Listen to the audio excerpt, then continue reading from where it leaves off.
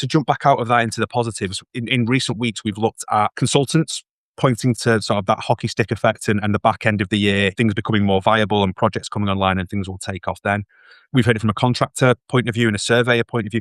This was like another piece of that jigsaw where macro factors notwithstanding, everyone is kind of looking at increased positives.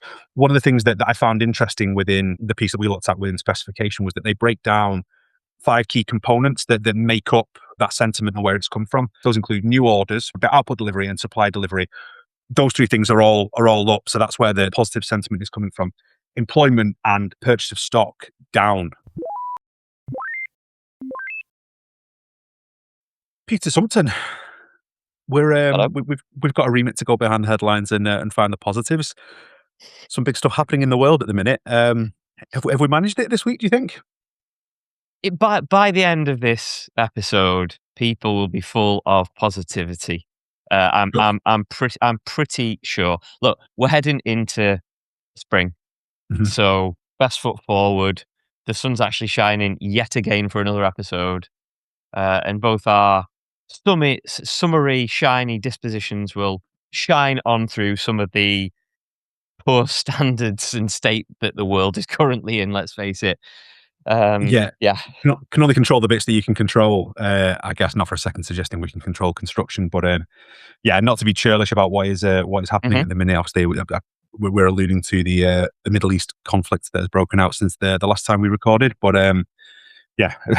easy to forget there's several other conflicts also raging on at the same time. So we'll touch on it. You can't get away from it. It provides a kind of a backdrop and a context to everything. But we will, without wishing to be churlish and hope everyone stays safe that is out there or that has relatives out there. I know we would certainly at our agency we've been affected by it with clients and with loved ones that have been affected. So thinking of everyone. But other than mentioning it as backdrop, we will try and steer away from that and focus on the cheery side of things where possible. But exactly, not entirely avoidable, is it? But other than that, you had a good week since we last spoke.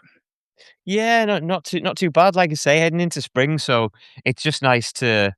I'm not going to say wake up because we've both got children and we know when we wake up it's still dark. Even in summer, it's still dark when we wake up. But it's nice to know that when everyone's awake in the household, it's actually light outside, which makes a stark difference to, I think, your mood itself. So the weeks are whizzing by, nearly Easter. I mean, what's all that about? But we say that every year, and it's nearly Christmas. So season's greetings very soon, I feel. Yeah, let's start planning that festive episode. But I was going to segue into first piece. It feels like when we spoke about it off mic, actually, it feels like the sector's warming up as well. I know we were talking about green shoots for a little while and some of the more data focused bits within construction. A slight different focus this week in manufacturing. So we try our best over the weeks, and it probably aggregates out hopefully in a reasonably fair order that we focus across the construction supply chain. But manufacturing is not something that we've really laboured on. And some really good news in terms of manufacturing output. Big part of the supply chain, big part of sort of contribution to sector, and output growing for the 5th month in a row, according to the latest S&P Purchase Managers Index for the UK. So for those not aware of how that works, it's basically a survey to purchase managers within any given category. They run it for construction, but also for other sectors as well, including manufacturing. The 50% is kind of the horizon line where any figure north of that shows positive sentiment and therefore anticipated growth in market, and obviously the reverse if you fall below that line. And continual growth, which is really, really encouraging, to the point where 60% of respondents are anticipating a further rise in output going forward. So positive signs now, but also good things to come down the track. And as I say, we've spoken at length about the construction PMI and that being falling below that line for several months. So interesting that something gives there within manufacturing. I don't know if you had a chance to sort of dig into this one much, Pete. Yeah, it's an interesting one because of what we've just been talking about to introduce this episode. Really, the fact that there's conflict as ever in the world, but it's heightened at the moment in certain parts. We still seem to have this staff shortage, price increases going on, and your standards for UK construction. Yet there are these positive snippets. And like we've said for about 3 or 4 episodes on the trot, these aren't in isolation.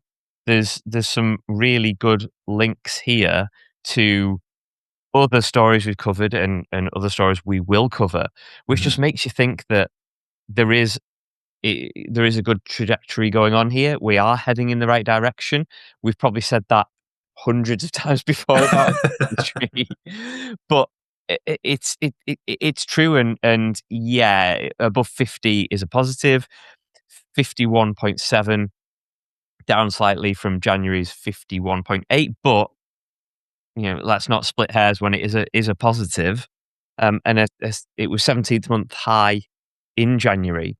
Like, what's not to like? Keep making stuff basically, and Yeah. and the industry will follow. Hopefully, Yeah. that's the plan anyway. It sounds like in this news story. Well, I think again, just to touch on it, and then we can get back to the positives. You can't, well, not just in mainstream media, you can't ignore the backdrop of what is happening in the Middle East. I must admit, I was slightly naive. I think obviously understood the sort of oil producing nature of the region, but didn't fully appreciate the byproducts produced and other materials that, particularly the Strait of Hormuz. I don't know how many times I've heard that over the last couple of days, but I guess the strategic importance of that in terms of flow of goods globally, that is going to bite. Again, a large chunk of our client base is in the manufacturing space. And we've been here several times before. When oil prices go up, so does your ability to run your factory, the cost to run your factory, again, petrol and its byproducts as used in construction products from a chemical point of view. So that may bite. I'm hearing some positive things on G7 response and being able to sort of balance that out. But and to be clear, that won't be reflected in these figures within the PMI. Obviously, the survey will have been done prior to this breaking out. But yeah, to jump back out of that into the positives, in recent weeks we've looked at consultants pointing to sort of that hockey stick effect and the back end of the year, things becoming more viable and projects coming online and things will take off then. We've heard it from a contractor point of view and a surveyor point of view. This was like another piece of that jigsaw where, again, macro factors notwithstanding, everyone is kind of looking at increased positives. One of the things that I found interesting within the piece that we looked at within specification was that they break down 5 key components that make up that sentiment and where it's come from. So those include new orders, output and supplier delivery. Output delivery and supply delivery. Those 3 things are all up. So that's where the positive sentiment is coming from. Employment and purchase of stock down. Mhm. But my lay assumption is that one would feed the other. That as these things increase, so would the need for employment in order for people to sort of process that work and so on. So to your point, if that's not showing up in the employment figures yet, then hopefully it will do. It will do in time. But yeah, if you follow golden thread and kind of the way the planet works, you would think that yeah, manufacturers will be some of the last people to be brought onto projects and to kind of see any uplift coming. It would kind of wash through that way from end client to consultant to main contractor and so on. So yeah, the fact that manufacturers are seeing new orders increase, for instance, and yeah, deliveries increasing without that sort of glut of work that we're anticipating falling through the system, it's got to be a positive, hasn't it? Yeah, and it's not just in this country as well. There's a lot of export going on, Mm. with the main countries being North America, mainland China, EU, and the Middle the Middle East, which we've just mentioned, and yeah, those ebb, those flow with tariffs and conflicts and what's going on in the world. But that's got to be a huge positive that UK manufacturing is exporting, and that is increasing as well as creating things to stay in this country as well. It's full of positives, probably surrounded with a few major issues, which we all hope are temporary, but it's full of positives. This. Yeah, 100%. And I wrote about this on Friday that again, not to be flippant about the impacts of conflict or tariffs or any other of those macro factors, but God, if there's one sector among the UK economy that since 2008 we should have learned about resilience and being able to adapt to these kinds of things. You would think it's construction. Hmm. Yeah, it has been one thing after another, and you can either get bogged down in that and you can kind of focus on that from a negative point of view and what next, or you can roll your sleeves up and just go, we've been through this before. Yeah. We've weathered these kinds of storms before, and we can't do anything about these macro factors. So, what's the best and most pragmatic route through this particular thing that's been thrown up? And yeah, I think that's how the sector will respond. And there's so many positives across the piece that there has to be a cumulative effect there that insulates against this. You would hope so. Yeah, let's hope this conflict gets wrapped up quickly. Let's hope everyone out there stays as safe as possible. And yeah, let's hope the impact on a sector that is looking like it's starting to recover. Yeah, let's hope the impact in a negative sense is as minimal as possible, and we can get on from there. Yeah, for sure. One thing that is gonna help with that is approving high-rise buildings to be built, finalized, whatever stage they're at, and it's our old friend Gateway 2 again, making the news yet again, in housing today. Um, they're saying that the backlog of cases is virtually cleared, which is a huge positive. Have you managed to take a look at this one?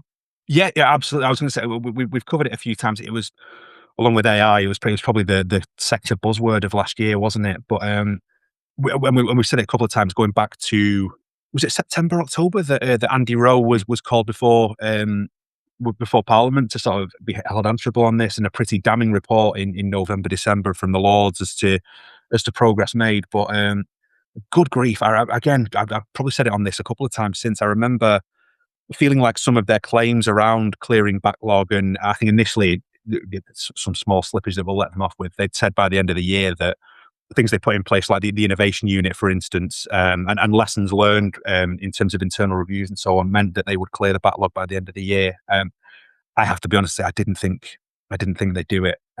Not given how damning that report was, and it seemed like a very small time frame, but again, how do big things get done? It's an audacious Mm, goal within an audacious time frame that keeps everyone focused. And yeah, we're down to 3 legacy cases left within Gateway 2 at the time of things going to print last week. That's down from 81 at the point of that report coming out from the Lords. So just phenomenal, just absolutely phenomenal. And yeah, but, for a sector that often gets accused of long-term thinking and things being kicked down the road and, policies not delivered on and well, we can blame circumstance as we've discussed in that first piece there. mm. To see someone take ownership of an issue, find a solution to it and push that through, I think it's only right that people like us then double around and give pats on the back where warranted, because that is no mean feat, is it? And bodes well. I will say we've spoken about Gateway 3 as well.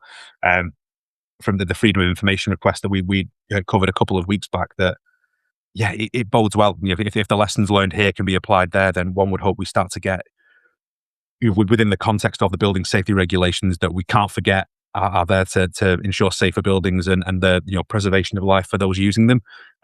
Yeah, we don't have to compromise safety and speed of delivery. That yeah, it feels like we've got a system now that is workable in that respect. So yeah, massive pats on the back to Andy Rowan team, because yeah, they took some heat back end of last year and they've responded phenomenally well to it. So yeah, well done all. Yeah, who's gonna take on that hot potato as well that's another, buzzword that we've seen around Gateway to damning Mm, report, mm. and who's gonna see that report and go, "Ah, we'll fix it." And Yeah, that's what they've done with rigor and calmness though, which is great to see and how it should be really. It's played out how these things should be. Something isn't working, we report that it isn't working, we need to fix it, and it gets fixed. It's project management 101 really, when things start to go slightly awry and the numbers and figures that are reporting in here. There's so many numbers and different units and residential units and the decisions made and how many are in London and timeframes and things like that that blows your mind a little bit. But to get it down to almost 0 cases, regardless of time frame, is a huge win.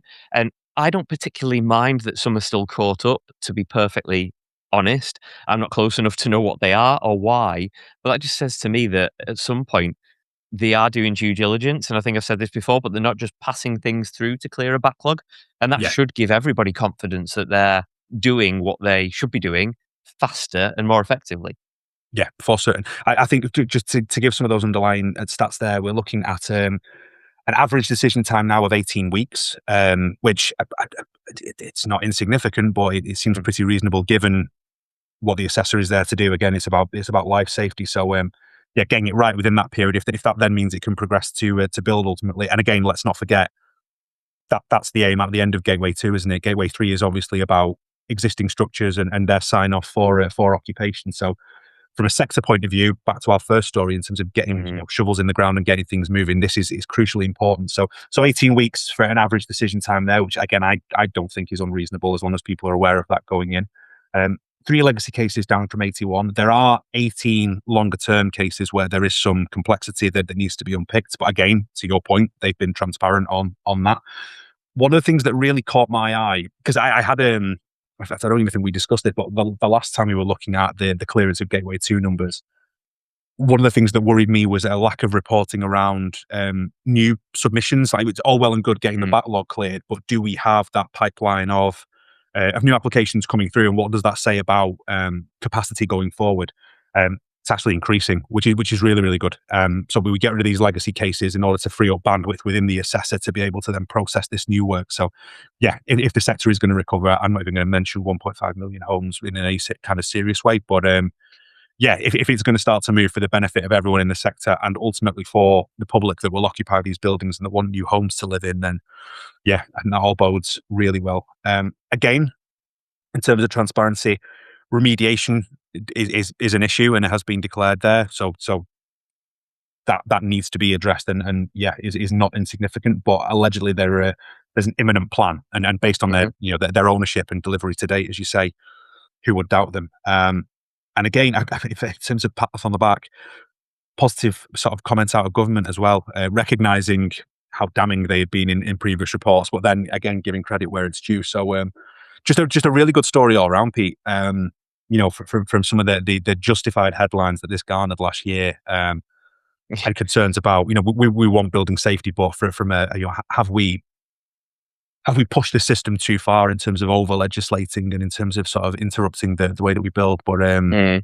yeah, as we've said before, then it shouldn't be a fight between progress and safety. And yeah, without wishing to grandstand on it too much, this feels like a really sort of positive one from a progress for the industry point of view. Yeah, and again, like you just said, another little snippet of that positivity going in the right direction. These things can't be interconnected.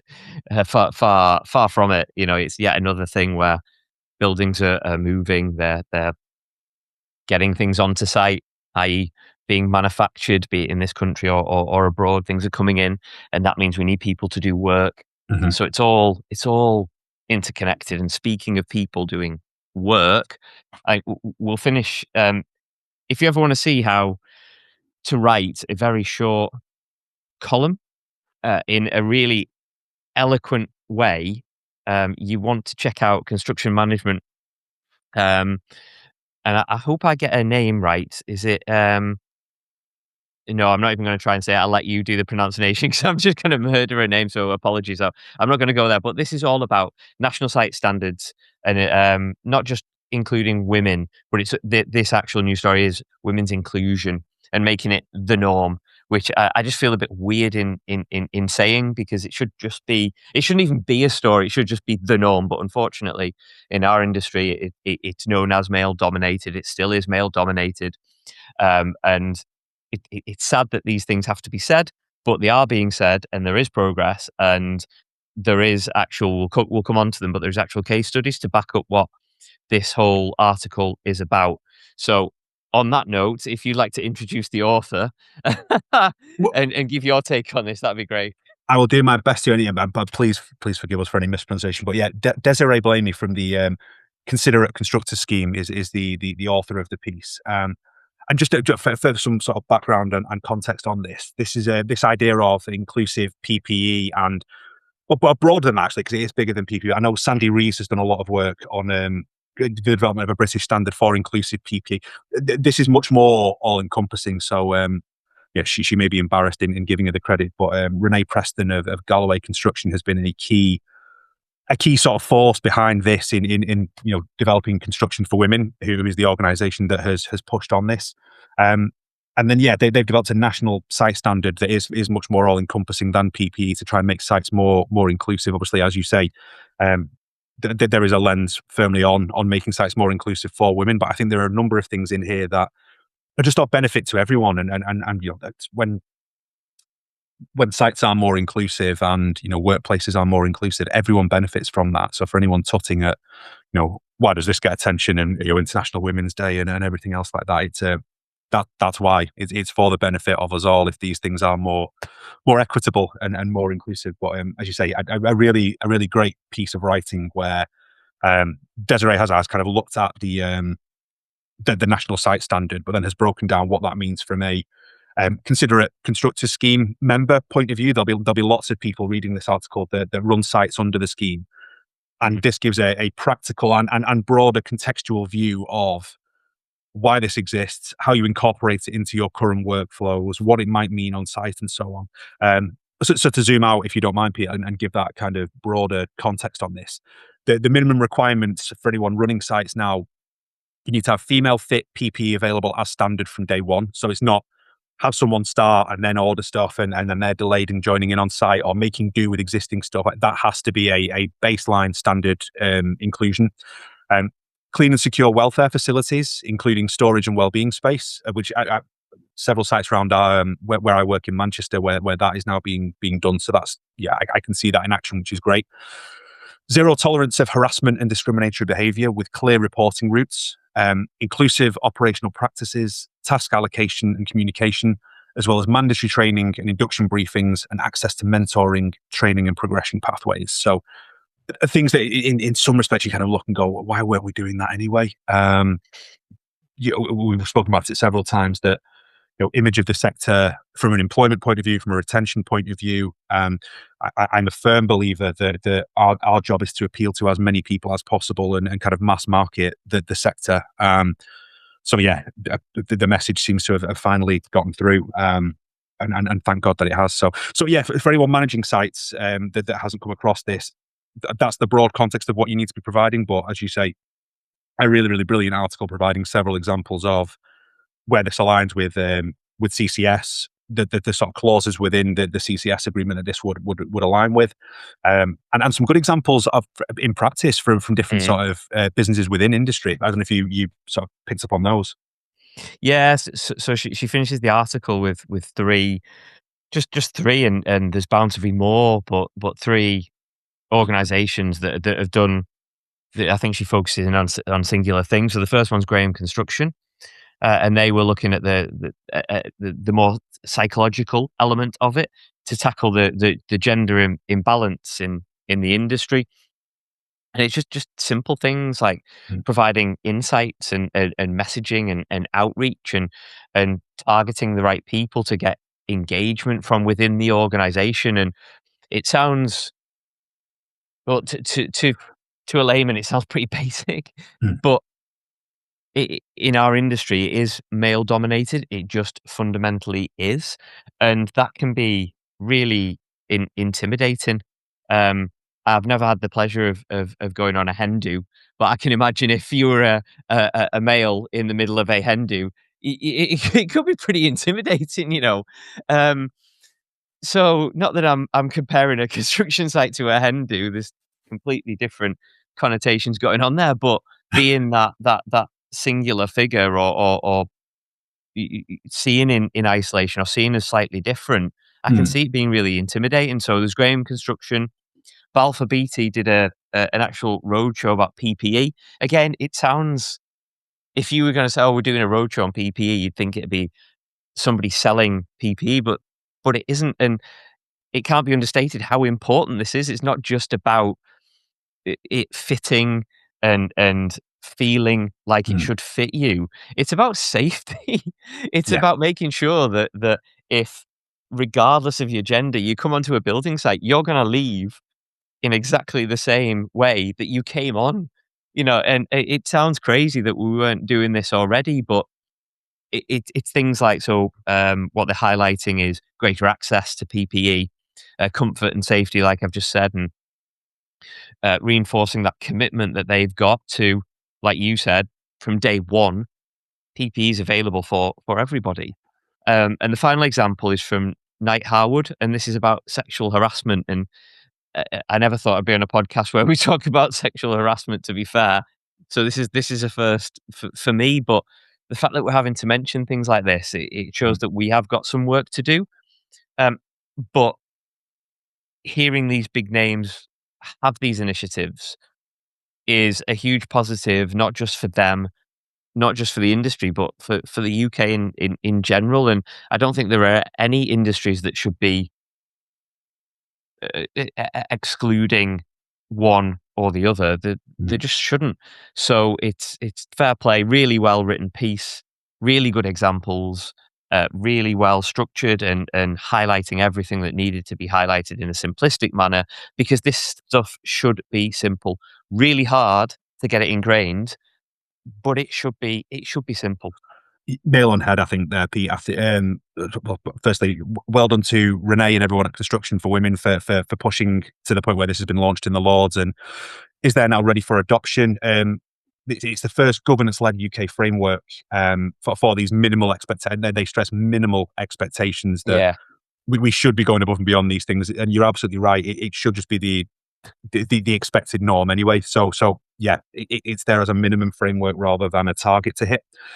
Well done to CCS for being the first body to adopt this blanket. So if you want to carry that CCS crest on your site, then by proxy you are going to have to adhere to this, and you are going to have to put these things in place. Um, I think we should say to the point of those examples, there have been pockets of some really good stuff happening across the industry anyway. So great now that there is a formal framework in which to place these things, and people that are doing good work in certain areas now have broader guidance, if you like. And guidance, to your point, I think is the crucial thing, that there are going to be people that haven't been educated on how to implement these things, how to watch for behaviors on site, and to sort of make those clear reporting lines and so on. So the fact that the article gives practical guidance on how to start to adopt these things into your current, cultures and workflows and so on. Because I think it can probably feel intimidating to people where, I don't know, it feels like there's a diktat from on high, or there's a policy change whereby this is now dropped upon you. I think the fact that this, in a non-patronizing way, it's really, really well written. But the fact that it lays out practical guidance for how to incorporate these things, I think is crucially important. Just we stand a much better chance of we've spoken before about meeting people where they are, and I think we stand a much better chance of these things being properly embedded into culture and into process, where Mhm. people don't feel intimidated by having to run these things. So yeah, it ticks across the board as far as I'm concerned. It's a really good thing.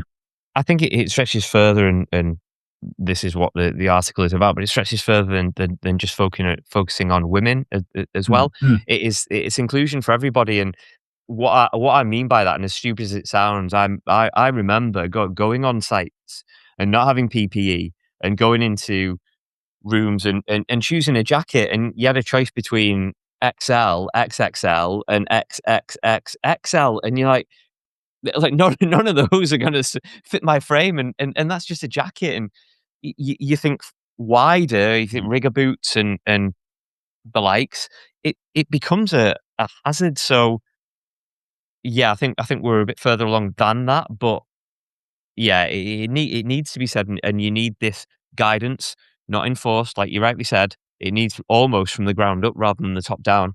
And again, minimal. This is minimal. It's not Yeah. you reach these expectations and you're done. It's minimal, and nobody wants to be minimal. No. Like, come on, we can be better than that. And what comes next? I always think that kind of change begets change to a certain extent. That and then this is a massive milestone to have hit, and it's massive progress, as you say, compared to where we've been. But what's the next thing that we can do to make sites more inclusive, to make them more productive? Again, safe people happier in their work, and therefore, more productive. We've got some big targets to hit, as we've spoken about several times on this, and technology can help, but it's not a cure all. We are still a very labor intensive, people centric sector. We're still going to need, all hands on deck from a skill shortage, labor shortage point of view. There's people like Open Doors Week, do some great work in literally, inviting people to site and getting people to see those roles.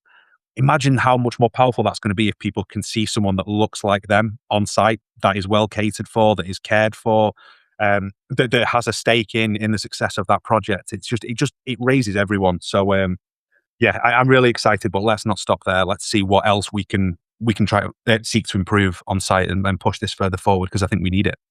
Yeah, absolutely. So let's move on to the unforgettable takeaways, shall we? Are For you any uh, long are you coming clean on that? Yeah. Yeah, yeah, for any long-time listeners might have done a blooper last week, and that was completely on me, but we don't hold grudges on this podcast, far from it. So I'll go first. Go I'll for it. set the scene. Yeah, for me, I'm gonna stick with the last story, and it's a case of just just take a look around, and we all know that a variety of cultures and a variety of different people is nothing but healthy and is nothing but a positive in any walk of life, in any industry, in regardless of what you're doing. So make that a focal point, include everybody, and it should be the norm, and it soon will be the norm. So let's get there quicker. Yeah, 100% agree. 100%. I think I'll go back to the first story, but I guess it touches on all of them. But stay resilient. There are definitely green shoots. Things are going to be thrown up in front of us that we can't control. And I'm talking from a construction point of view, but I guess this is getting philosophical here and slightly deeper. But we can only control the bits that are within our gift to control. And as I say, we've had so many lessons for over the last couple of decades on broader shocks that we can't. So yeah, I think just focus on what you can control, anticipate that things might happen outside of that, and try and plan accordingly as best as possible. But I'm very confident that there are better times ahead for us as a sector. The consensus opinion and the data seems to point in that direction as well. So yeah, whatever you're going through, just stick with it because yeah, there's some better times ahead, I'm sure. Absolutely. Better times ahead. Speaking of which, this time next week we'll have another episode. So that's if there's nothing else to stick around for, that's got to be worth sticking around for. 100%. We'll see if the sun's still shining then, eh? Absolutely. Cheers, mate.